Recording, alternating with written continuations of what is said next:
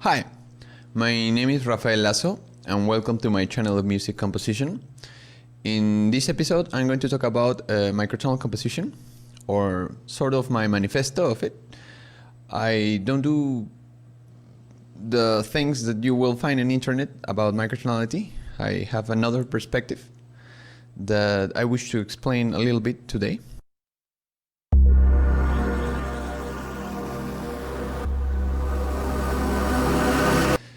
To introduce myself a little bit, I study music composition. I finished my master's degree in composition and new technologies last year in Spain.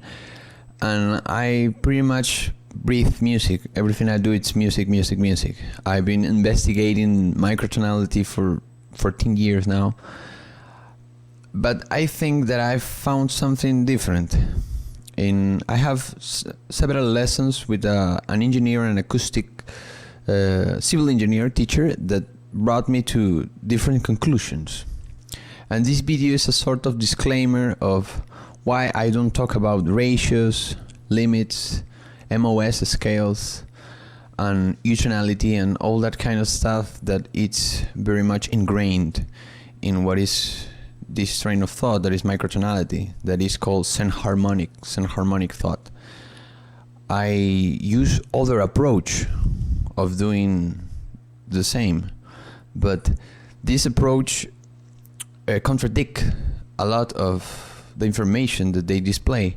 So I found a lot of opposition when I just display a simple idea that is not meant to be for MOS, lattices, and all that kind of just intonation and way of understanding music.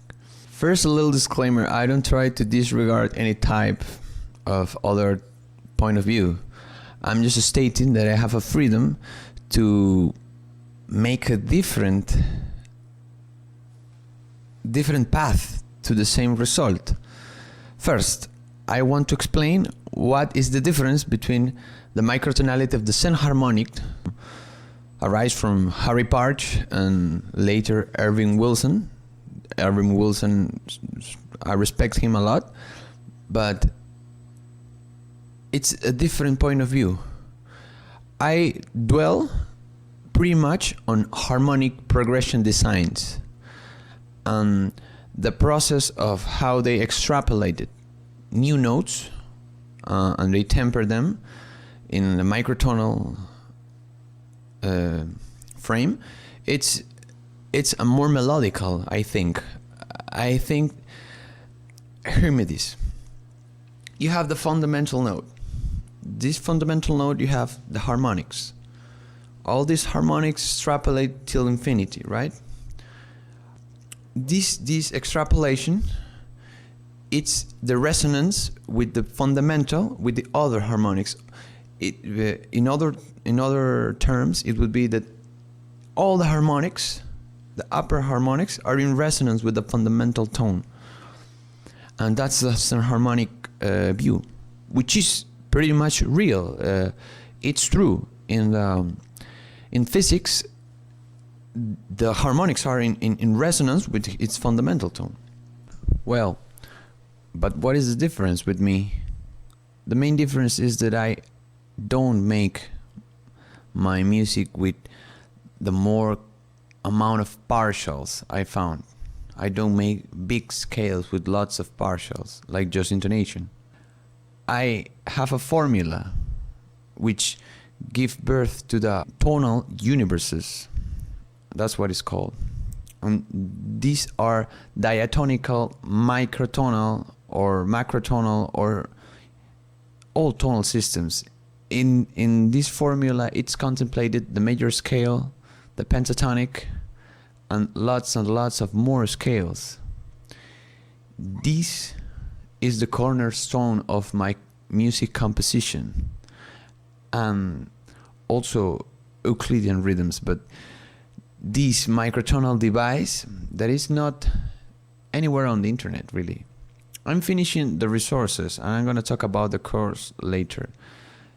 But I want you to hear my demos and see if you like them. because if you like them, it means that this formula is very correct, and I am delivering diatonical microtonal systems and in a functional way.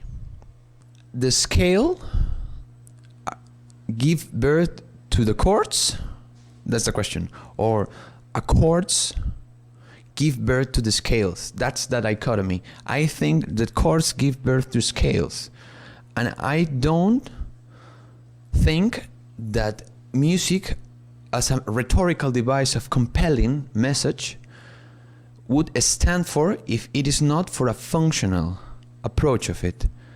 That being said, that means that functional harmony, for me, it's the way that, don't know if emotions, but meaning or content, it's display. That has a relationship with our hearing system. But the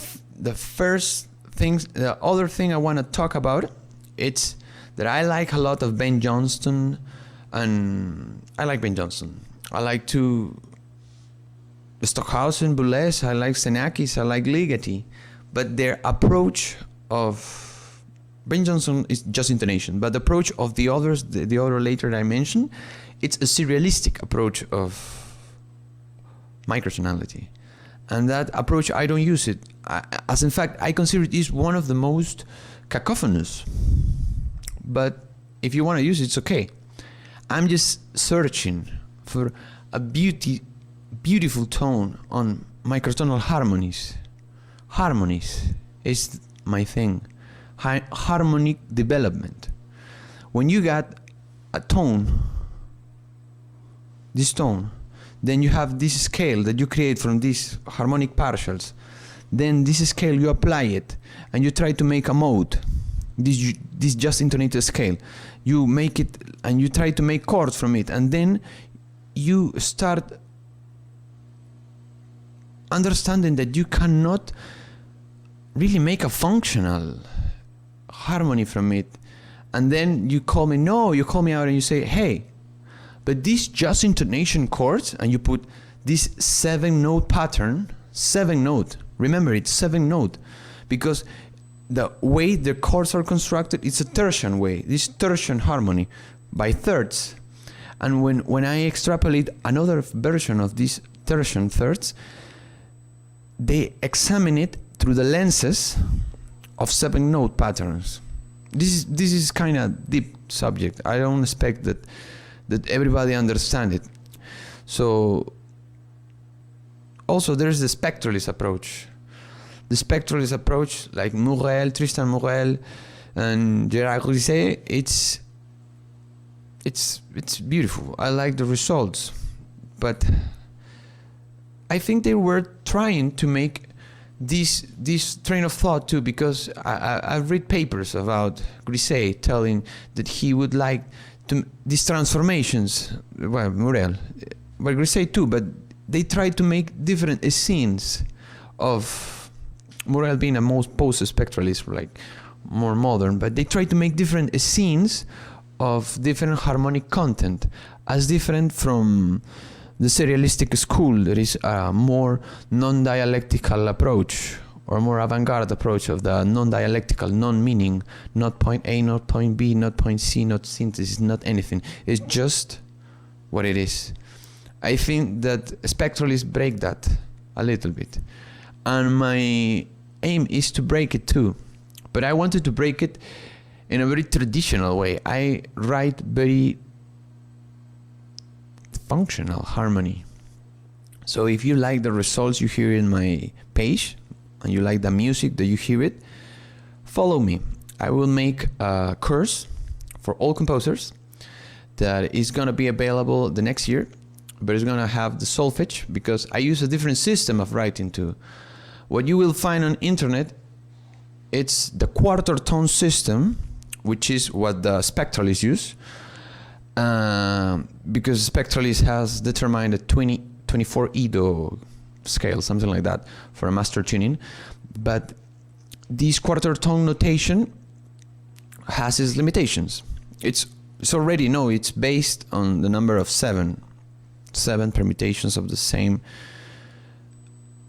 of the same nomenclature. It's deeper. I will make another video of the alphabet of 7 to understand this, but this is this. I will make a course for composers and performers too, to understand how to make valuable harmonic progressions. It's very long topic, so if I make tutorials about it, it might be lost. So I want to make a complete set of courses, and we are gonna study 31 Ido tuning, 29 Ido tuning, but these concepts you can apply it to any tuning you want. The concepts of inductive harmony. And to give a hint, a little bit of it,